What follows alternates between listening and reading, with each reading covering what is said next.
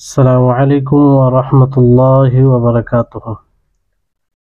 إن الحمد لله نحمده ونستعينه ونستغفره ونعوذ بالله من شرور أنفسنا وسيئات أعمالنا. من يهده الله فلا مضل له ومن يضلله فلا هادي له وأشهد أن لا إله إلا الله وحده لا شريك له وأشهد أن محمدا عبده ورسوله. أما بعد رب اشرح لي صدري ويسر لي أمري واحلل عقدة من لساني يفقهوا قولي. رب زدني علما رب زدني علما. اللهم إني أسألك علما نافعا ورزقا طيبا وعملا متقبلا. সম্মানিত আজকের ক্লাসে উপস্থিত দিনপ্রেমী ভাই সকল ও সম্মানিতা বোন, যাবতীয় প্রশংসা গুণগান সেই মহান আল্লাহ তাবারক ওয়া তাআলার নিমিত্তে, যিনি আমাদের সকলকে সৃষ্টি করেছেন এবং পৃথিবীর সর্বশ্রেষ্ঠ নেয়ামত, সেই নেয়ামত আমাদেরকে দান করেছেন, আর সেটি হচ্ছে ইসলাম, ঈমান। যে ঈমান নিয়ে আমরা ঈমানকে বুঝতে পেরেছি, ইসলামকে বুঝতে পেরেছি, ফলে আমরা সকলেই তার শুকরিয়া জ্ঞাপন করি, সকলেই বলি আলহামদুলিল্লাহ। তারপরে আমাদের সকলের প্রাণপ্রিয় নবী করিম মুহাম্মদ মুস্তাফা সাল্লাল্লাহু আলাইহি ওয়াসাল্লাম, ওনার উপর অসংখ্য শান্তির ধারা বর্ষিত হোক। আল্লাহুম্মা সাল্লি আলাইহি আল্লাহুম্মা বারিক আলাইহি।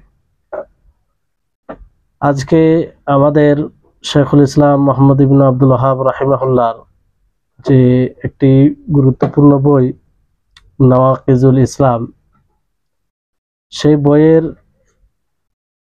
আজকে সম্ভবত ষষ্ঠম ক্লাস। আজকের ক্লাসের বিষয় হচ্ছে ইসলাম ভঙ্গকারী, ঈমান ভঙ্গকারী আমল, তৃতীয় আমল, তৃতীয় বিষয় যেটি ইসলামকে ভঙ্গ করে দেয়, ইসলামকে নষ্ট করে দেয়, সেই বিষয়টি নিয়ে আজকে আলোচনা হবে। প্রথমে শেখ মুহাম্মদ ইবনে আব্দুল ওয়াহাব রাহিমাহুল্লাহর বইয়ের ইবারত আমরা পড়ে নিই। শেখ মুহাম্মদ ইবনে আব্দুল ওয়াহাব রাহিমাহুল্লাহ তিনি বলেন যে ওয়াহুয়া মাল্লাম ইউকাফিরুল মুশরিকিনা আও শাক্কা ফি কুফরিহিম আও সাহাহা মাযহাবাহুম কুফরুন।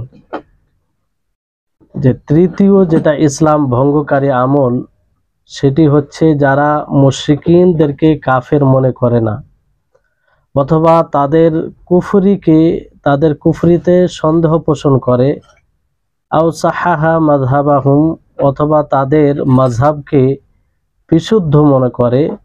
তো এই ধারণা, কুফরি ধারণা, এটা ইসলামকে নষ্ট করবে। এটি হচ্ছে তিনি যে 10টি কারণ উল্লেখ করেছেন, সেই 10টি কারণের মধ্যে তৃতীয় নম্বর এটি কারণ। তো এখানে বিষয়টি হচ্ছে যে এর ব্যাখ্যা আমরা জানবো ইনশাআল্লাহ। প্রত্যেক মুসলিমকে সেই ব্যক্তিকে কাফের মনে করতে হবে যারা আল্লাহ এবং রাসূলকে অস্বীকার করে, আল্লাহ এবং তার রাসূলকে অস্বীকার করে, তাকে কাফের মনে করতে হবে। আর যারা মুশরিকিন, যারা পূজা করে, আল্লাহ ব্যতীত অন্য কারো ইবাদত করে, তাদেরকেও কাফের মনে করতে হবে। আর যারা রাসূলের উপরে বিশ্বাস স্থাপন করে না, অথবা কোনো রাসূলের উপরে, সমস্ত রাসূল অথবা কোনো এক রাসূলের উপরে ঈমান আনে না, তাহলেও তাদেরকে কাফের মনে করতে হবে। ইহুদ ও নাসারাদের মধ্যে মূর্তি পূজারী যারা রয়েছে, সকলকেই কাফের মনে করতে হবে। মুসলিমদের এটা ধারণা থাকবে যে যারা কাফের, অর্থাৎ কিতাব ও সুন্নাহ দ্বারা যারা কাফের, তাদেরকে কাফের মনে করতে হবে, তাদেরকে কাফের মনে করতে হবে। কারণ এটা আমরা তাদেরকে কাফের করা মানে এটা নয় যে আমরা তাদেরকে কাফের বানিয়ে দিলাম, না। এটা হচ্ছে কোরআন হাদিস তাদেরকে তাকফির করেছে, কোরআন হাদিস তাদেরকে কাফের বলেছে, ফলে আমরাও তাদেরকে কাফের মনে করব। যেমন আল্লাহ তাবারক ওয়া তাআলা তিনি সূরা মাইদার 17 নম্বর আয়াতে বলেন, লাকাদ কাফারাল্লাযীনা ক্বালু ইন্নাল্লাহা হুয়াল মাসীহ ইবনু মারইয়াম, যে তারা কুফরি করেছে, অস্বীকার করেছে যারা বলে যে নিশ্চয় আল্লাহ মাসীহ ইবনু মারইয়াম, নাউজুবিল্লাহ, তারা এই কথা বলেছে। ফলে আল্লাহ তাআলা কি বলেন, লাকাদ কাফারাল্লাযীনা, যে তারা কুফরি করেছে, তারা কাফির হয়ে গেছে। অনুরূপ ভাবে এরকম ভাবে অনেক আয়াত রয়েছে যে যারা বলে যে আল্লাহ তাআলা ফকির, তাদের ব্যাপারেও আল্লাহ তাআলা স্পষ্ট করেছেন। তো যেমন কোরআনে পূর্বে যেগুলো আসমানি গ্রন্থ রয়েছে, সেই আসমানি গ্রন্থে রাসূল সাল্লাল্লাহু আলাইহি সাল্লামের বিবরণ দেওয়া হয়েছে। অতএব সেই রাসূলের যদি অস্বীকার করে তাহলে কাফের, যেমন বলা হয়েছে। তারপর রাসূলকে একটা আমভাবে তার অস্বীকার করা, যে তিনি রাসূল নয়, তার উপরে আমরা ঈমান আনছি না, এটা একটা কুফরি, ইসলাম থেকে বের করে দিবে। আর একটা যে তার রিসালাত, তিনি যে সকল মানুষের রাসূল, সকল মানব ও জিন জাতির রাসূল, তো এটার যদি কেউ অস্বীকার করে, তাকে রাসূল বলে মানে, কিন্তু তার রিসালাতকে আমভাবে স্বীকার না করে যে তিনি সকলের জন্য রাসূল, তাহলেও সে কাফির হয়ে যাবে, সে ইসলাম থেকে বের হয়ে যাবে, এটা কুফরি আমল হবে। কারণ আল্লাহ তাবারক ওয়া তাআলা বলেন, কুল ইয়া আইয়ুহান নাসু ইন্নী রাসূলুল্লাহি ইলাইকুম জামিআ আল্লাযী লাহু মুলকুস সামাওয়াতি ওয়াল আরদ, যে হে নবী আপনি বলে দিন যে আমি তোমাদের সকলের নিকট, বলে দিন যে হে মানব জাতি, হে মানব সম্প্রদায়, আমি তোমাদের সকলের নিকটে রাসূল হিসাবে প্রেরিত হয়েছি। সূরা আরাফের 157 নম্বর আয়াত। তাহলে এখানে আল্লাহ তাআলা স্পষ্ট করেছেন যে তিনি সকলের রাসূল। এবার যদি কেউ বলে যে না, তিনি সেই সময় সেই উম্মতের শুধু রাসূল ছিলেন, এখন রাসূল নয়, কিংবা সকল মানুষের রাসূল নয়, তাহলে সে ইসলাম থেকে বের হয়ে যাবে, অর্থাৎ এটা ধারণা ইসলাম থেকে বের করে দেওয়ার হবে, কুফরি ধারণা। তাহলে তার আমভাবে তার রিসালাত যে সকলের জন্য, এটার উপরে ঈমান নিয়ে আসতে হবে। কেউ এটাকে যদি খাস করে দেয় কোনো জায়গার সাথে, কোনো কওম ও জাতির সাথে, তাহলে আবার এটা কুফরি আমল হবে, এটা নাকিজে ইসলাম হবে, নাকিজে ঈমান হবে। তো তার আমভাবে ঈমান নিয়ে আসা জরুরি হবে। তার রিসালাতের ব্যাপক, যে তার রিসালাত ব্যাপক, এটার উপরে যদি ঈমান না আনাতে ইসলাম থেকে বের হয়ে যায়, তাহলে তিনি যে রাসূল এটা যদি অস্বীকার করে, তো এটা স্বাভাবিক, কারণ এটা আরো কঠিন, এটা আরো কঠিন। তো এক কথায় যে যারাই আল্লাহ ব্যতীত অন্য কারো ইবাদত করবে, সে যেই হোক না কেন, সে কোনো জড় বস্তু হতে পারে, বৃক্ষ, নদী, পাহাড়, যা যে কোনো জিনিস হতে পারে, অথবা কোনো নেক মানুষ হতে পারে, নেক আম্বিয়াগণ হতে পারে, যারই ইবাদত করুক না কেন আল্লাহকে ছেড়ে, তারাই কি হবে, তাদের এটা আমল কুফরি আমল হবে, আর তাদের এই আমল ইসলামকে, শাহাদাতাইনকে ভঙ্গ করে দিবে। তো এটা জরুরি যে যারা আল্লাহ ব্যতীত অন্য কারো ইবাদত করে, তাদের তাকফির করা, অর্থাৎ তাদেরকে কাফের মনে করা, তাদেরকে কাফের মনে করা।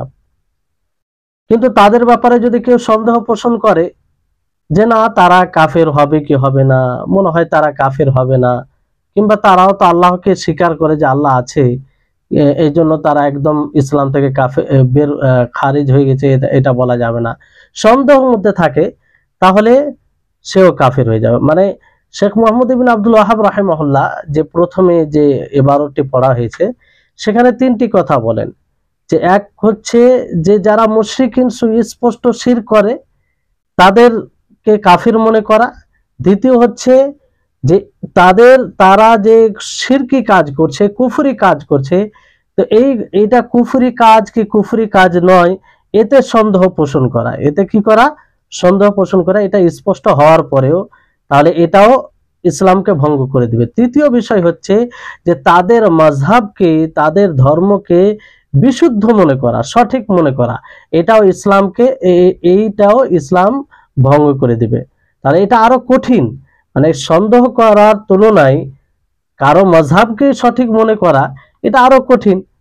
যেমন ইহুদ ও নাসারা, তাদের মাযহাবকে কেউ যদি সঠিক মনে করে যে না তারা সঠিক এবং বিশুদ্ধ দিনের মধ্যে তাদের একটা দিন, ইসলাম, ইহুদি, নাসারা এগুলো সব বিশুদ্ধ দিন। তাহলে যদি এইভাবে কেউ বিশুদ্ধ করে, তাদের ধর্মকে বিশুদ্ধ মনে করে, সঠিক মনে করে, তাহলে এটা ইসলাম ভঙ্গ করে দিবে, এতে ইসলাম হতে থাকতে পারে না। তো দুটো জিনিস জমা হতে পারে না, যে যারা বাতিলের উপরে আছে কিংবা প্রকাশ্যভাবে শিরকি কাজ করে, শিরকের কাজে সন্দেহ পোষণ করে এবং তাদেরকে সঠিক মনে করে, আর তাদের সাথে ঈমানও একত্রিত হবে, এটা অসম্ভব, এটা সম্ভবই নয়।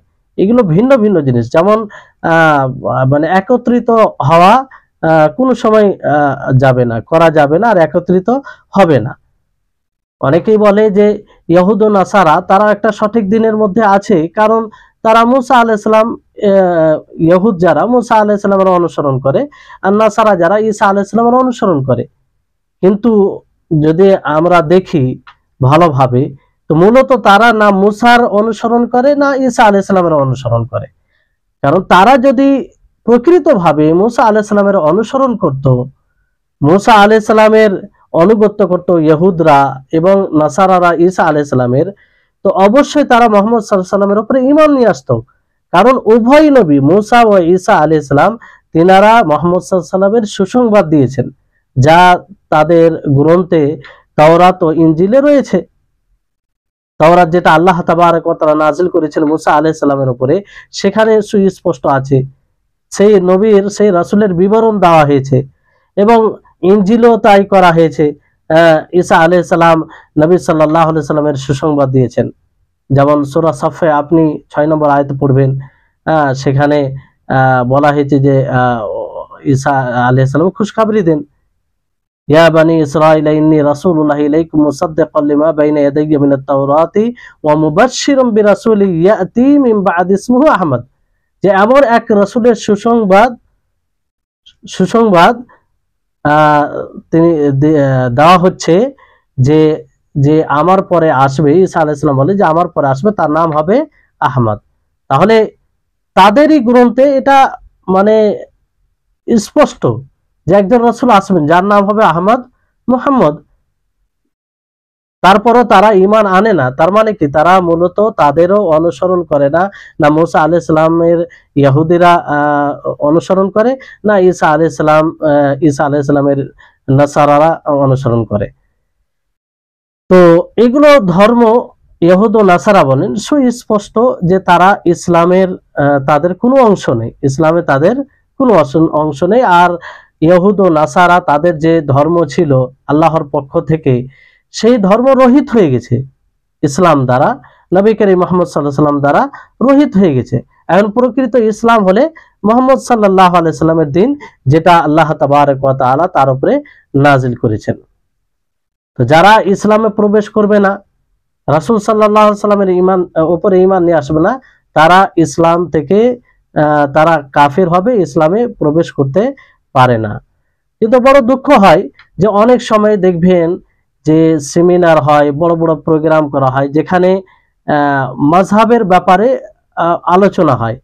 আর এই মাযহাবের ব্যাপারে আলোচনা করতে গিয়ে এই সমস্ত ধর্মকে বিশুদ্ধ ধর্ম বলে মানে বিশুদ্ধ ধর্ম বলে প্রচেষ্টা করা হয়, যেগুলো বিশুদ্ধ ধর্ম, এটা একটা ধর্ম, এটা একটা ধর্ম, এতে কোনো সমস্যা নেই।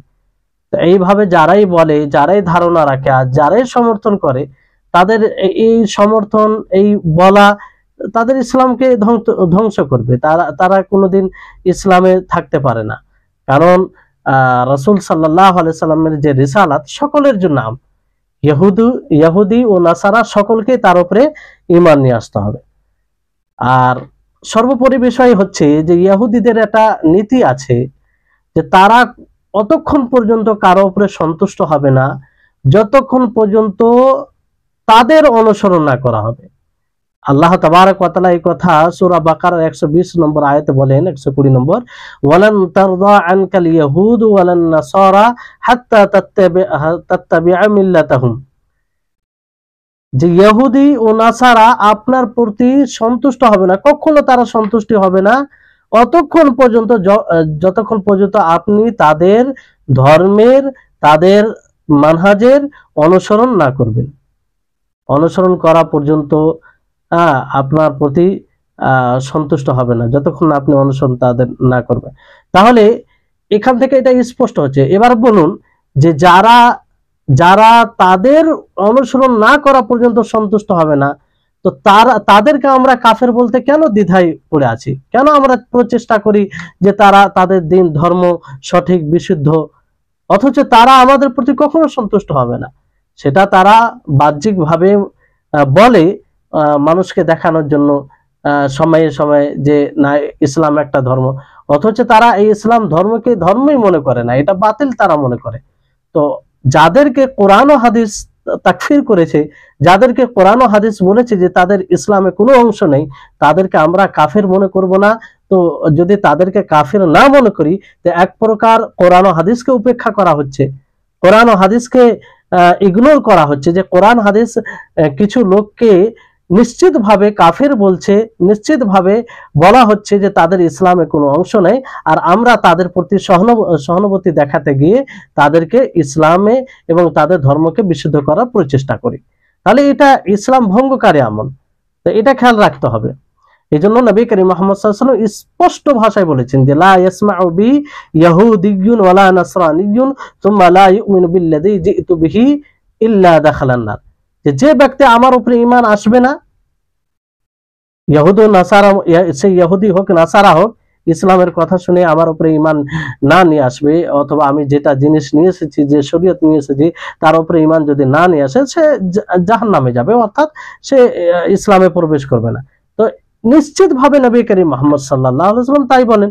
আল্লাহ তাবারক ওয়া তাআলা একাধিক আয়াতে সেটা স্পষ্ট করেছেন। তো প্রত্যেক মুসলিমকে এই আকীদা পোষণ করতে হবে, এই ধারণা রাখতে হবে যে যারাই আল্লাহকে ছেড়ে অন্য কারো ইবাদত করবে, সে যে কোনো জিনিস হোক না কেন, তাদেরকে কাফের মনে করতে হবে, এবং তাদের কুফরে কোনো প্রকারের সন্দেহ পোষণ করা যাবে না, আর না তাদেরকে সঠিক মনে করা যাবে। সঠিক মনে করলে এটা আরো কঠিন হয়ে যাবে, কারণ যারাই বেধর্মী, যারাই ইসলাম ছাড়া অন্য ধর্মকে বলা হয় মানে, তাদের ব্যাপারে সুস্পষ্ট যে আল কুফরু মিল্লা ওয়াহিদা, যে কুফর সব এক, তারা ইসলাম বিরোধী মানে এক। তা এই হচ্ছে বিষয়। তো তাদেরকে কাফির মনে করতে হবে। এবার এখানে বিষয় হচ্ছে অনেকেই মানে বলে থাকে যে মাসিহি যারা, অর্থাৎ নাসারা, তারা আমাদের ভাই, কারণ তারাও তাদের উপরেও এক আসমানি গ্রন্থ নাজিল হয়েছে। তো তারা ভাই কি করে হবে? তারা যদি ভাই হতো, তাদের সাথে ইসলামী ভ্রাতৃত্ব থাকতো, ইমানি ভ্রাতৃত্ব থাকতো, তো অবশ্যই তারা ঈমান আনতো রাসূল সাল্লাল্লাহু আলাইহি সাল্লামের উপরে, মুহাম্মদ সাল্লাল্লাহু আলাইহি সাল্লামের উপরে ঈমান আনতো। এই কারণে ঈমান আনতো যে ঈসা আলাইহিস সালাম নিজেই সুসংবাদ দিয়ে গেছেন, তো তার উপরে ঈমান আনতে বাধ্য তারা। তো তারা ঈমান আনছে না মানে তারা নিজের নবীকে উপেক্ষা করছে, তারা মূলত ঈসা আলাইহিস সালামের অনুসরণ করে না। এই জন্য তারা দাবি করে বলে যে ওয়াকালু কুনু হুদান ওয়া নাসারা তাহতাদু, যে তারা বলে যে তোমরা ইহুদি ও নাসারা হয়ে যাও, হেদায়েত প্রাপ্ত হবে। দেখেন তাদের দাবি কি, তারা বলে যে ইহুদি যতক্ষণ না হবে, নাসারা তোমরা যতক্ষণ না হবে, ততক্ষণ পর্যন্ত তোমরা হেদায়েত প্রাপ্ত হবে না, হেদায়েত পাবে না। আর আমরা আছি যে আমরা এই প্রচেষ্টায় আছি তাদের দিনকে সঠিক বলাতে, তাদেরকে তারা ভুল পথে নেই এই বলাতে। কি মানে এই চিন্তা ধারণা দেখুন। তো তারা যদি এই ধারণা রাখে, তারা যে নাসারা কবুল না করলে, নাসারা তাদের সেটা স্বীকার না করলে হেদায়েত প্রাপ্ত, তা আমরাকে যে কোরআন হাদিস স্পষ্ট ধারণা দিয়েছে যে তাদের ইসলামে কোনো অংশ নেই, তারা ইসলাম থেকে বের হয়ে আছে, আর ইসলাম তাদের থাকতেই পারে না, তো এটা কেন আমরা স্বীকার করি না? তার মানে আমরা কোরআন হাদিসকে বুঝতে এখনো শিখিনি কিংবা বুঝতে পারিনি। তাহলে হক এবং বাতিলের মধ্যে পার্থক্য করতে হবে, হক ও বাতিলের মধ্যে পার্থক্য করতে হবে। এমনটা নয় যে আমরা ইসলামকে মানবো আর যারা ইসলাম বিরোধী করবে তাদেরকেও আপোষ করতে গিয়ে বলবো যে না তারাও একটা কাজ করছে, তাদের জায়গায় ঠিক করছে না, এটা নয় ইসলাম, এটা নয়। ইসলাম হচ্ছে যে আপনি হককে হক বলেন আর বাতিলকে বাতিল বলেন, এই নীতি থাকতে হবে, ইসলামের এটাই নীতি। নবী করিম মুহাম্মদ সাল্লাল্লাহু আলাইহি সাল্লাম যে সময় একাই ছিলেন, তিনি সহযোগী কেউ ছিলেন না, তিনি উঁচু গলায় বলেছিলেন যে তোমরা ভুল করছো, তোমরা যাদের ইবাদত করছো তারা কিছুর শক্তি রাখে না, তোমরা শিরক করছো, আর এই করে মারা গেলে তোমরা জাহান্নামী হবে, চিরস্থায়ী জাহান্নামী হবে। নবী সাল্লাল্লাহু আলাইহি সাল্লাম তখন আপোষ করেনি। নবী সাল্লাল্লাহু আলাইহি সাল্লাম এই কথা বলেননি যে না তোমরা যে জায়গায় যেটা পালন করছো এটা ঠিক, আমাদেরকে আমাদের ধর্ম পালন করতে দাও, এটা বলেনি। বরং তাদের ধর্মকে বলেছে বাতিল, এই ধর্ম দ্বারা আল্লাহকে সন্তুষ্ট করা যাবে না, বরং এটা তার বিরোধী যে উদ্দেশ্যে আল্লাহ তাবারক ওয়া তাআলা আমাদেরকে সৃষ্টি করেছেন। তো নবী করিম মুহাম্মদ সাল্লাল্লাহু আলাইহি সাল্লামের যেটা মানে যে জন্য তিনাকে রিসালাত দেওয়া হয়েছে সেটা তিনি স্পষ্ট করেছেন। আজকেও তাই আমাদের হবে যে আমরা ইসলামকে ফলো করি, ইসলামের অনুসরণকারী আমরা, ইসলামের যে বার্তা, ইসলামের যে পয়গাম সেটা স্পষ্ট করতে হবে, বাতিলকে বাতিল বলতে হবে আর সঠিককে সঠিক বলতে হবে। তো এই হচ্ছে বিষয়। তাহলে তিনটি বিষয় আপনারা আশা করি বুঝতে পেরেছেন, যে এক হচ্ছে যে যারা শিরক করে যে কোনো জিনিসের মাধ্যমে, সে বৃক্ষের পূজা করুক বা নদী নালা পাহাড় পর্বত যারই ইবাদত করুক, কোনো মানুষের কোনো মাখলুকের ফারিস্তার আম্বিয়াদের, সে তার এটি আমল শিরকি কুফরি আমল, এটা তার ইসলামকে ধ্বংস করে দিবে। অথবা এই কাজকে যে সন্দেহ করবে, মনে করবে যে ঠিক না, যেমন নাসারারা কি মনে করে যে তিনটি ইলা মানে তিনটি জিনিসের নাম সালিসু সালাসা তাদের আকীদা আছে, তো এটাকে যদি কেউ মনে করে যে না মনে হয় তাদের ধারণা তাদের জায়গায় সঠিক, তাহলে ঈমান থাকবে না, ইসলাম থাকবে না, এটা নষ্ট করে দিবে। অথবা কোন স্পষ্ট বিষয়ে শিরকের ব্যাপারে এরকম ধারণা রাখলে যে এটা বিশুদ্ধ হতে পারে, যে এটা ইসলামকে নষ্ট করে দেবে। অথবা তাদের কোনো এরকম বাতিল মাযহাবকে, বাতিল দিনকে বিশুদ্ধ মনে করলে। এবার আসুন যে এখানে যে যাদের উপরে হুকুম লাগানো হবে যে কাফির, যারা কাফির হয়ে যাবে এইসব কারণে, তো এই কাফির হওয়ার কারণে কিছু হুকুম, কিছু বিধান আমাদেরকে জানতে হবে, যে যখন কাফির হয়ে যায় তো তার সাথে আমাদের কিরূপ ব্যবহার হবে, আর এই ক্ষেত্রে কি শরীয়তে কি বিধান আছে এটা আমাদেরকে জানতে হবে। তো সংক্ষিপ্তভাবে আপনাদেরকে বলি, খুব মানে কয়েকটি বিষয় আছে, আর এগুলো বিষয়কে বিস্তারিত জানা উচিত। প্রথম বিষয় হচ্ছে যে যখনই এরকম ভাবে কেউ কুফরি করবে আর কাফির হয়ে যাবে, দেখেন এটা তাদের ক্ষেত্রে বলা হচ্ছে যাদের কাফির হওয়াতে কোনো সন্দেহ নেই। একটা দুটোর মধ্যে পার্থক্য আছে, ভালো করে মনে রাখবেন, যে একটা দ্বিমত বিষয় আছে, পুরোপুরি হুজ্জত কায়েম হয়নি, কুফরি আমল ঠিক আছে, কিন্তু যে কুফরি আমলটা করছে সে আসলে কাফির কি কাফির নয়, হ্যাঁ এটা একটা আলাদা বিষয়।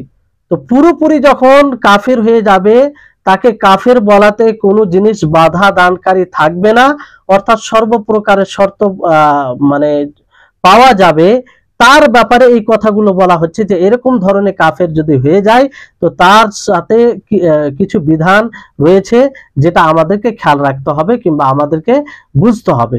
তো ওই সব ব্যক্তিদের ব্যাপারে কিছু বিধান, ভালো করে শুনবেন কথা, আশা করি আপনারা বুঝতে পারছেন, আর না বুঝতে পারলে অবশ্যই ক্লাসের পরবর্তীতে জিজ্ঞাসা করবেন, অস্পষ্ট যেন আপনাদের নিকটে না থাকে, কারণ এগুলো সূক্ষ্ম বিষয়, এই বিষয়গুলো খুব সূক্ষ্ম বিষয়, বুঝতে হবে, না বুঝলে ভুল বুঝে বসে থাকবেন। তো প্রথম বিষয় হচ্ছে যে এই ধরনের লোককে, কাফির যারা হবে, অমুসলিম কিংবা কাফির, মূল কাফির ধরেন, তো তাদের প্রতি ঘৃণা রাখতে হবে, এবং তাদের সাথে বন্ধুত্ব স্থাপন করা যাবে না, গভীর সম্পর্ক, যে একটা সম্পর্ক মুসলিমের সাথে থাকে সেটা রাখা যাবে না। দেখেন এই কথাগুলো প্রত্যেকটা কথা বুঝতে হবে, এই কথার আপনি অপব্যবহার করতে পারেন। নবী করিম মুহাম্মদ সাল্লাল্লাহু আলাইহি সাল্লাম তাদের প্রতি কি করতেন, ঘৃণা করতেন, তাদের প্রতি বন্ধুত্ব করতেন না, অথচ কোনো কাফের তার ব্যবহার দ্বারা অসন্তুষ্ট হয়নি। কি অবাক করার বিষয় না? তো বিষয়টা ভালো করে বুঝতে হবে যে এক বিষয় হচ্ছে যে তাদের সাথে মানে ঘৃণা, যে এক তারপরে তাদের সাথে বন্ধুত্ব স্থাপন করা যাবে না, যতই কাছের হোক না কেন, আপনার প্রিয় আত্মীয় স্বজনদের মধ্যেও হলেও তার প্রতি ওই রকম গভীর সম্পর্ক রাখা যাবে না, যে সম্পর্ক একজন মুসলিমের সাথে থাকে, গভীরতা, আন্তরিকতা।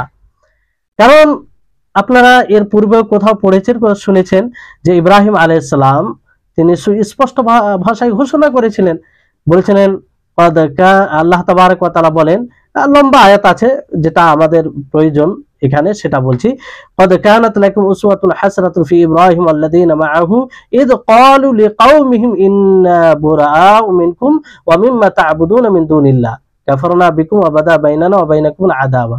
তো এই আয়াতে আল্লাহ তাবারক ওয়া তাআলা বলেন যে তোমাদের জন্য উত্তম আদর্শ রয়েছে ইব্রাহিম আলাইহিস সালামের মধ্যে এবং তার সাথে যারা ঈমান এনেছিল।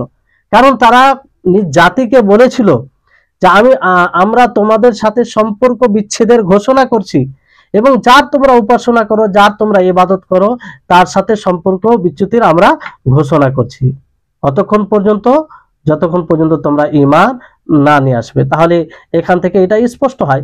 আর আপনি আমাদের অবস্থা যদি এরকম হয় যে আমরা কুফরিকে সমর্থন করব আর ঈমানকে মানব, তো এই দুটো জিনিস জমা হবে না, কোনো সময় জমা হতে পারে না। আল্লাহ তাবারক ওয়া তাআলা সূরা বাকারা 256 নম্বর আয়াতে বলেন, ফামান ইয়াকফুর বিত-তাগুত ওয়া ইউমিন বিল্লাহি ফাকাদ ইসতামসাকা বিল উরওয়াতিল উসকা লা ইনফিসামা লাহা, যে যারা তাগুতকে অস্বীকার করে এবং আল্লাহর উপরে ঈমান নিয়ে আসে। দেখেন দুটোই, যে তাগুতকে অস্বীকার করতে হবে এবং আল্লাহর উপরে ঈমান নিয়ে আসতে হবে, এই দুটো মানে একটা অস্বীকার করতে হবে, তাগুতকে অস্বীকার করতে হবে, আল্লাহর উপরে ঈমান নিয়ে আসতে হবে, তাহলেই কালিমা শাহাদাতকে মজবুত করে আপনি ধরতে পারবেন।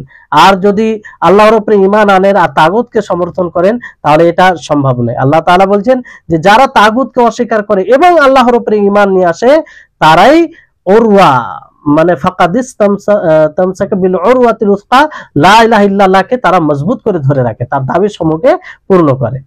তাহলে দুটোই বিষয় থাকতে হবে, তাগুতকে অস্বীকার করা এবং আল্লাহর উপরে ঈমান নিয়ে আসা। এবং আল্লাহ তাবারক ওয়া তাআলা দেখেন নিষেধ করেছেন যে যারা কাফির, যারা মুশরিক, যারা কুফরি, সুস্পষ্ট কুফরি শিরকি কাজ করে তাদের জন্য ইস্তেগফার করতে নিষেধ করেছেন। মানে ঘৃণা করা মানে কি, যাকে আপনি ভালোবাসবেন তার জন্য আপনি কল্যাণ কামনা করবেন, যে দোয়া করবেন, তো ওই জিনিসটা করা যাবে না।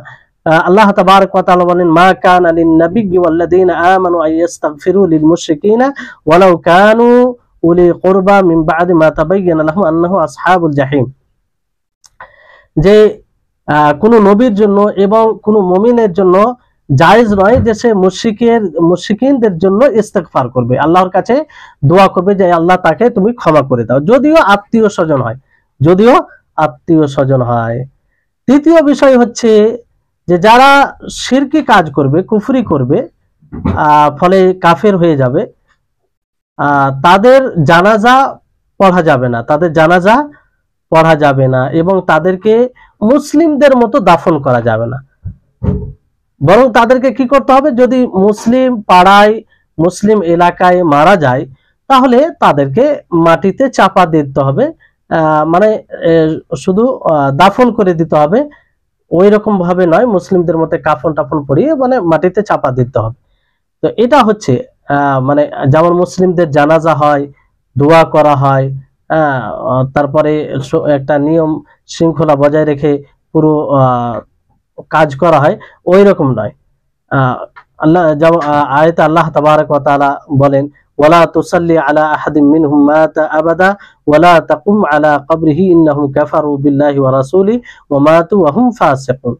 এখানে নবী করিম মুহাম্মদ সাল্লাল্লাহু আলাইহি ওয়াসাল্লামকে নিষেধ করেছেন যে আপনি তাদের জানাজা পড়ায়েন না যারা মারা যায়, অর্থাৎ বিষয়টি হচ্ছে যে আল্লাহর নবীকে নিষেধ করা হয়েছে, সূরা তাওবার 148 নম্বরের আয়াতে বলা হয়েছে। যেমন নবী করিম মুহাম্মদ সাল্লাল্লাহু আলাইহি সাল্লামের নীতি দেখুন, যে আবু তালিব নবী সাল্লাল্লাহু আলাইহি সাল্লামকে কঠোরভাবে ভালোবাসতেন, কঠোরভাবে ভালোবাসতেন। তারপরও যখন আবু তালিব মারা যায়, তো সেই সময় তার জানাজা কি আল্লাহ নবী পড়েছিলেন? না, তার জানাজা পড়েনি, বরং তাকে মাটিতে চাপা দিয়ে দেওয়া হয়েছিল, তাকে দাফন করে দেওয়া হয়েছিল অন্য কাউকে বলি। নবী করিম মুহাম্মদ সাল্লাল্লাহু আলাইহি সাল্লাম যাননি।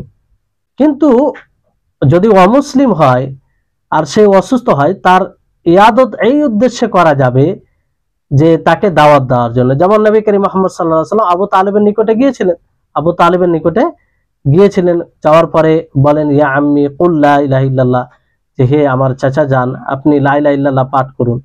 তো দাওয়াত দেওয়ার উদ্দেশ্যে নবী করিম মুহাম্মদ সাল্লাল্লাহু আলাইহি সাল্লাম গিয়েছেন। তো নবী সাল্লাল্লাহু আলাইহি সাল্লামের এত কাছে, নবী সাল্লাল্লাহু আলাইহি সাল্লামকে এত ভালোবাসার পরেও তার জানাজা পড়েনি।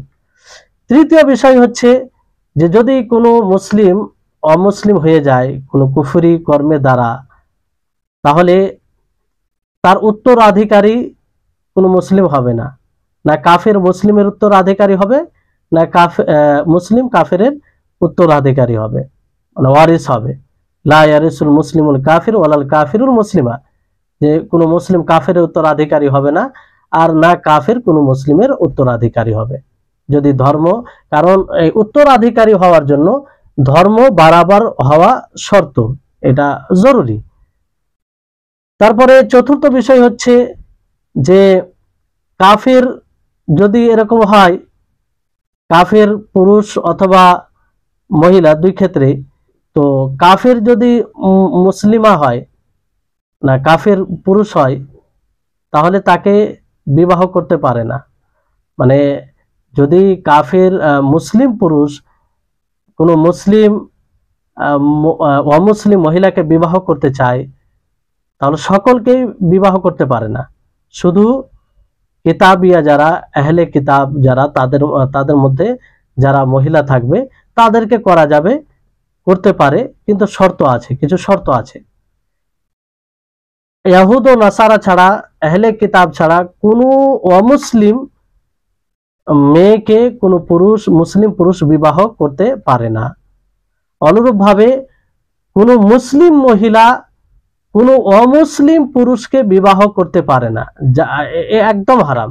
তারা আহলে কিতাবকেও বিবাহ করতে পারে না। কোনো মুসলিম মহিলা না কোনো ইহুদিকে বিবাহ করতে পারে, না কোনো নাসারাকে বিবাহ করতে পারে, না আর অন্য কোনো অমুসলিমকে, যারা শিরক করে, যারা অন্য ধর্ম পালন করে, তাদেরকে বিবাহ করা যাবে।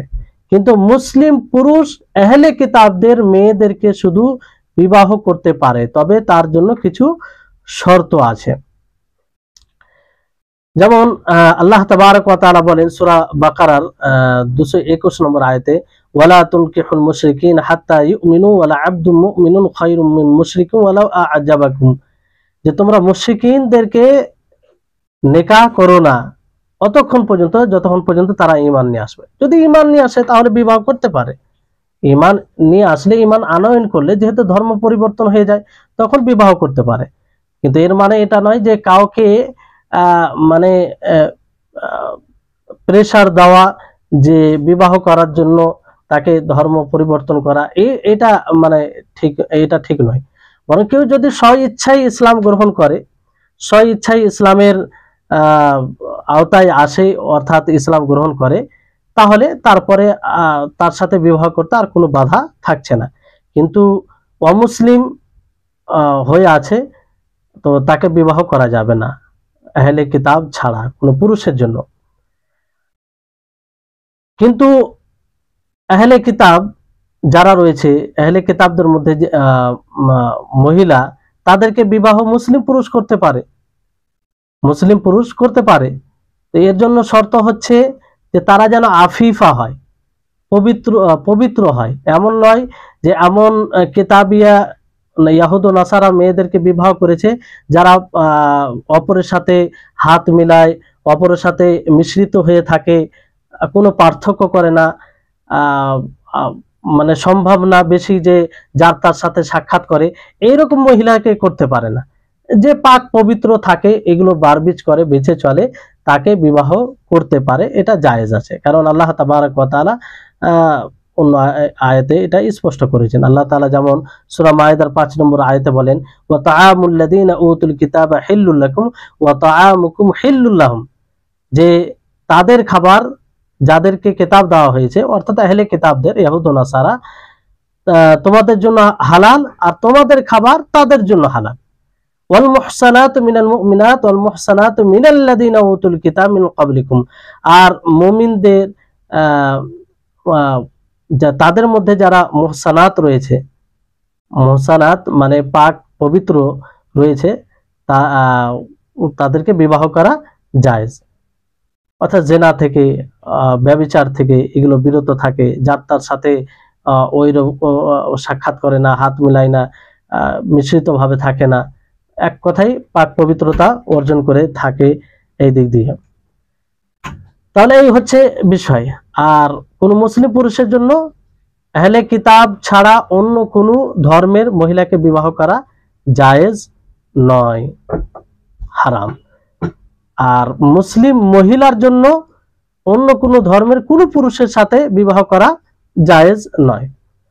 5 নম্বর বিষয় হচ্ছে যে যদি কাফের হয়, অমুসলিম হয়, আর এমন দেশে থাকে, মানে সেখানে যদি কাফের হয় আর সকলে কাফের হয়, তাহলে সেই জায়গা থেকে হিজরত করা জরুরি হবে, যদি সেখানে ইসলামের যেগুলো প্রতীক আছে, ইসলামের বিধান আছে, সেগুলো যদি কায়েম না করতে পারে, কায়েম না করতে দেয় কিংবা না করতে পারে, তো সেখান থেকে হিজরত করা জরুরি হবে। কারণ রাসূল আল্লাহ তাবারক ওয়া তাআলা বলেন সূরা নিসার 97 থেকে 99 আয়াতে, যে সেখানে মানে সম্বোধন করে বলা হয় যে কেন তারা হিজরত করেনি।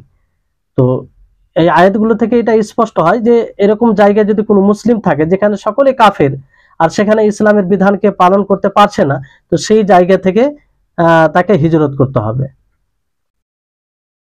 আর নবী করিম মুহাম্মদ সাল্লাল্লাহু আলাইহি সাল্লাম বলেছেন যে আনা বারিউম মিম্মা ইউকিমু বাইনা আযহুরিল মুসলিমিন, যে আমি দায়মুক্ত, তার সম্পর্ক তার সাথে কোনো সম্পর্ক নেই যে মুশরিকদের মাঝে বসবাস করে। কেমন মুশরিকদের মাঝে? যারা ইসলামের বিধান পালন করতে দেয় না, সালাত পড়তে দেয় না, জামাত করতে দেয় না, এইরকম লোকের মাঝে। তাই হচ্ছে বিষয়। এবার এখানে প্রশ্ন কিছু আসে, যেমন অনেক আছে, এখন তো হিজরত করা সহজ নয়, কারণ এক একটা দেশের এক একটা নিয়ম, আর অন্য দেশ যাওয়া সহজ নয়। তো এই ক্ষেত্রে যদি সাধ্যের বাইরে হয় সেটা আলাদা বিষয়, সে নিজের জায়গা থেকে যতটা পারবে ইসলামকে কায়েম করবে। সাধ্যের বাইরে থাকলে সেটা অসুবিধা নেই, কারণ লা ইউকাল্লিফুল্লাহু নাফসান ইল্লা উসআহা, আল্লাহ তাআলা কারো উপরে সাধ্যের বাইরে কিছু ফরজ করেনি, তো এটা একটা ভিন্ন বিষয়। কিন্তু শক্তি থাকলে হিজরত করতে হবে। 6 নম্বর বিষয় হচ্ছে যে যারা কাফের হবে, অমুসলিম হবে, তাদেরকে আগে অগ্রিম সালাম দেওয়া যাবে না, অগ্রিম সালাম দেওয়া যাবে না। কারণ নবী করিম মুহাম্মদ সাল্লাল্লাহু আলাইহি ওয়াসাল্লাম বলেন লা তাবদাউল ইয়াহুদা ওয়ান নাসারা বিসসালাম ওয়া ইন সাল্লামু ফাকুলু ওয়া আলাইকুম। দেখেন নবী করিম মুহাম্মদ সাল্লাল্লাহু আলাইহি ওয়াসাল্লামের বাণী মানে কয়েক দিক দিয়ে আমরা এর যে ব্যাপকতা বুঝতে পারি। যে প্রথমে আল্লাহ নবী বললেন যে তোমরা ইহুদ ও নাসারাকে অগ্রিম ভাবে সালাম দিও না, একটা ইসলামের বিধান। তার মানে যে তাদেরকে সালাম দিবে না, তো তাদেরকে গালি দিবে, তাদেরকে মানে হেয় মনে করবে, এটা নয়। আগে আল্লাহ নবী এটা বলছেন যে ওয়াইন সাল্লাম, যদি তারা সালাম দেয় তাহলে তোমরা ওয়া আলাইকুম বলবে, মানে যদি তারা ভালো মতো সালাম দেয় তো সেটা তাদের দিকে ফিরে যাক। আর যদি সালামের উদ্দেশ্য অন্য কিছু থাকে কিংবা গালি দেয়, যেমন রাসূল সাল্লাল্লাহু আলাইহি সাল্লামের জামানায় আয়েশা রাদিয়াল্লাহু তাআলা আনহা উপস্থিত ছিলেন, তো রাসূল সাল্লাল্লাহু আলাইহি সাল্লামকে এসে কিছু ইহুদি নাসারা, যাই হোক ইহুদি, তারা এসে বলে আসসালামু আলাইকুম। আসসালামু মানে কি? আল্লাহ মানে আপনার মৃত্যু হোক। তো আয়েশা রাদিয়াল্লাহু তাআলা আনহা তিনি বুঝতে পেরে তাই তিনি উত্তর দিলেন ওই রকম ভাবে। তো নবী সাল্লাল্লাহু আলাইহি সাল্লাম বলেন যে না, এইরকম ভাবে বলার কোনো প্রয়োজন নেই, আমি তো সেটাই তাদেরকে বলেছি। আর সেটা কিভাবে, যে ওয়া আলাইকা, যে তোমাদের তাই হোক। তো এতে এতে গালিও দেওয়া হলো না, আর যেটা তারা করেছে সেটা তাদেরই দিকে ফিরে গেল। তারপরে বিষয় হচ্ছে যে যদি কাফের হয়, অমুসলিম হয়, তারা মক্কায় প্রবেশ করতে পাবে না। মক্কা হারাম যেটা, সেখানে প্রবেশ করতে পাবে না, হারামে মক্কি যেটা। কারণ আল্লাহ তাবারক ওয়া তাআলা বলেন সূরা তাওবার 28 নম্বর আয়াতে, ইয়া আইয়ুহাল্লাযীনা আমানু ইন্নামাল মুশরিকুনা নাজাসুন ফালা ইয়াকরাবুল মাসজিদাল হারামা বা'দা আমিহিম হাযা, যে হে মুমিনগণ, মুশরিক তারা কি নাজিস, অপবিত্র। এটা কোন দিক দিয়ে অপবিত্র? এই দিক দিয়ে যে তারা শিরক করে, তাদের হৃদয় পবিত্র নয়, মানে তারা শিরকে নিপতিত থাকে, অন্যের কাছে মাথা নত করে, অন্যের পূজা করে, দাসত্ব করে, ফলে তারা নাপাক। সেই মুশরিকিন সাথে যদি আপনি উঠা বসা করেন, তাদের শরীরে স্পর্শ হয়, এতে অপবিত্র হবেন না। এই অপবিত্রর কথা বলা হয়নি এখানে। তো তাদের ব্যাপারে আল্লাহ তাআলা বলেন ফালা ইয়াকরাবুল মসজিদ আল হারাম, তারা যেন মসজিদ হারামের নিকটে না যায়, তাহলে এই বছরের পরে। তো এখান থেকে এটা স্পষ্ট হয়, মানে হারামে প্রবেশ না করে, মানে একটা হারামের সীমা আছে সেখানে। হারাম বলতে সম্মানিত জায়গা সেটা, তো সেই জায়গায় যাতে প্রবেশ না করে। 9 নম্বর বিষয় হচ্ছে যে যেখানে ইসলামিক রাষ্ট্র আছে, জাজিরাতুল আরব বলা হয়, সেই জায়গায় যদি তাদের যেটা নিয়ম নীতি আছে, সেই নিয়ম নীতি তারা নিরাপত্তা নিয়ে থাকে, তাতে কোনো সমস্যা নেই, তাদের ব্যাপারে নয়। আর কেউ ধরেন নিরাপত্তা মানে শর্ত কেউ উপেক্ষা করে ছাড়ে, কর ছাড়া, তাহলে তাদেরকে নিষেধ করা হয়েছে। কারণ সেখানে সেটা কি নবীদের, আম্বিয়াদের জায়গা, অধিকাংশ নবী আম্বিয়া সেই জায়গায় এসেছেন, ফলে সেটা অন্য ধর্ম থেকে যেন দূর থাকে, অন্য ধর্ম স্থায়িত্ব না নেয়। তো এটা একটা বিষয়।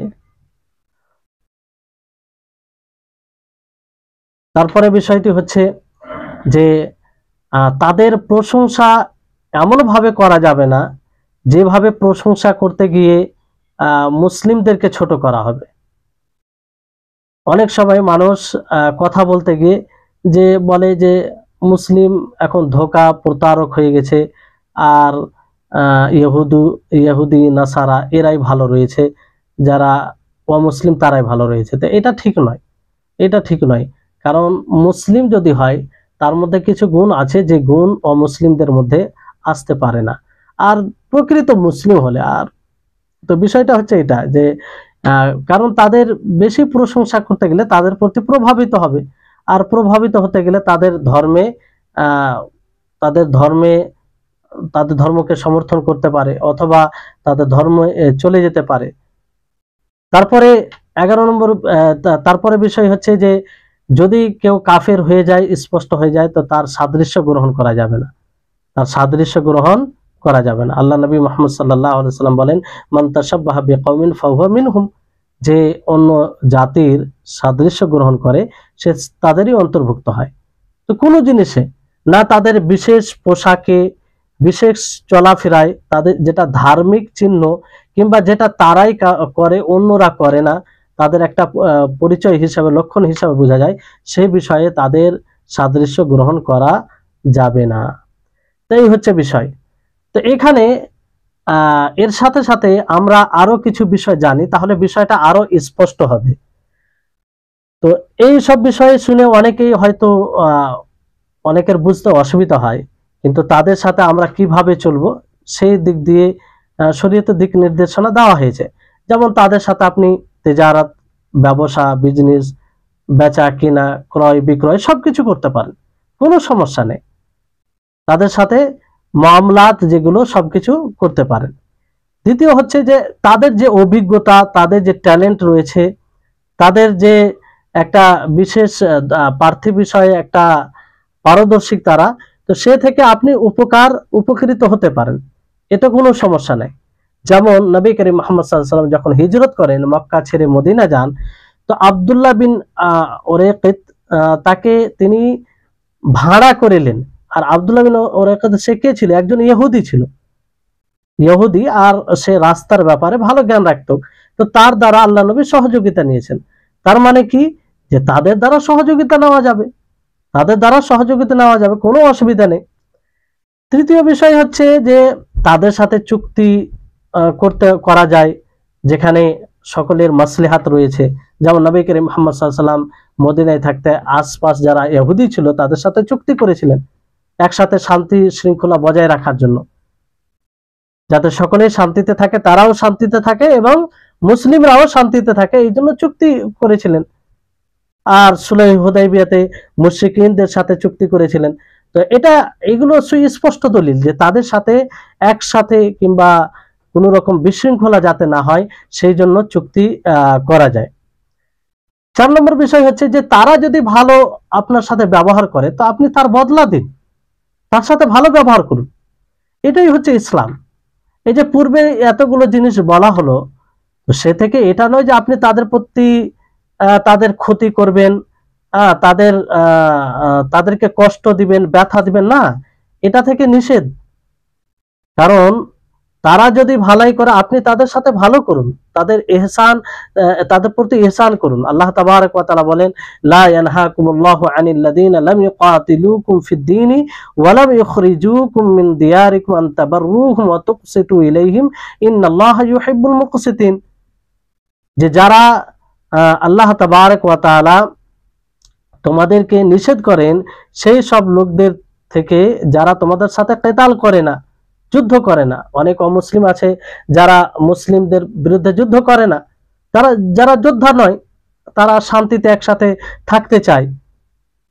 আর না তারা তোমাদেরকে তোমাদের ঘর থেকে বের করে, তো তাদের প্রতি ন্যায় প্রতিষ্ঠিত করো, তাদের সাথে ভালো ব্যবহার করো। কারণ আল্লাহ তাবারক ওয়া তাআলা ন্যায় প্রতিষ্ঠিতকারীদেরকে ভালোবাসেন। তাহলে এই আয়াত দ্বারা আল্লাহ তাবারক ওয়া তাআলা সকল মানব জাতিকে এটা স্পষ্টভাবে পয়গাম দিয়েছেন যে তাদের উপরে জুলুম করা যাবে না, অন্যায় করা যাবে না, কোনো মতেই না। তাদের প্রতি ভালো ব্যবহার করতে হবে।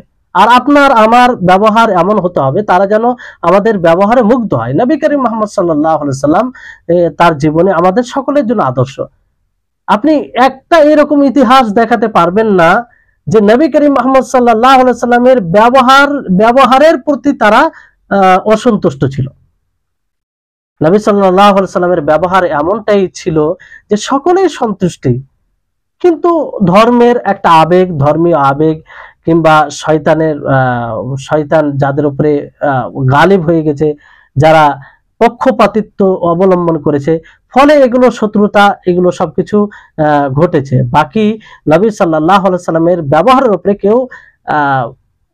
কেউ কিছু মানে বলতে পারেননি, মানে কেউ অসন্তুষ্ট হননি। তো এইরকম ব্যবহার আমাদের হতে হবে।